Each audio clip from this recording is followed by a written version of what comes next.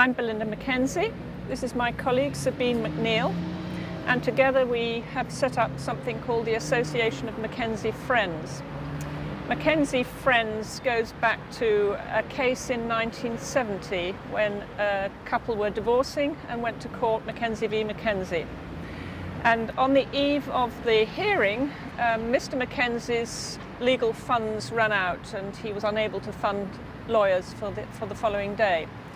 The solicitors at the time very kindly found him a lawyer who happened to be an Australian barrister staying in London.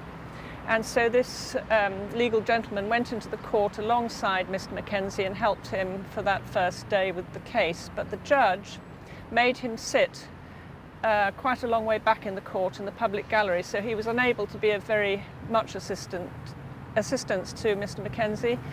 And basically the next day was a 2 or 3 day hearing. The next day he didn't go back to the court, and the case went against Mr. Mackenzie. Mr. Mackenzie was very annoyed by this because he'd had a bona fide legal representative with him in court, and this had not been recognised by the judge, so he appealed. He won the appeal, and the case then went in his favour. And that's the origin of Mackenzie Friends. And it's a sort of ironic coincidence that my name happens to be Mackenzie, and I should certainly trade on that. So what do we do? I suppose we'd better explain what we do. Well, my name is only McNeil, yeah. But I've learned to become a Mackenzie friend on many different levels, and I think that's quite important that we explore that now. I mean, Yeah. maybe you start by saying how you've acted as Mackenzie friend. Right. And Well, then we've both of us been what you might call a traditional Mackenzie friend in the court situation. Mackenzie friend goes in when there is no legal representative, or for whatever reason somebody can't afford a lawyer, hasn't managed to get a lawyer in time for the hearing, whatever the circumstances, and it can often be financial.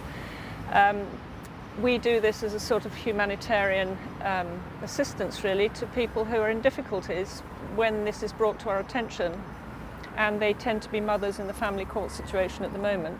Yeah, I think it is important to point out Yeah. that we've really acted only in family courts, haven't we? Yes, we haven't really done much more than family courts, because we do feel that the most need is in the family court because of the acute state that parents are in when they go into those courts, the fact that the courts are quite closed off and secret, so that it's very hard for anybody outside to know what goes on. And so you're in a very sort of, I think, completely unjust situation of perhaps not very educated to the legal process parent, quite young mother, maybe a foreign parent, in the court with the judge and with the whole bank of the local authorities, legal people, and the Kafkas guardian who's looking after the children's interests in the court situation, and social workers and a whole raft of officials, and then just the poor parent on her own or his own. So that's where we come in to try and at least be alongside such a litigant in person in the court and support them.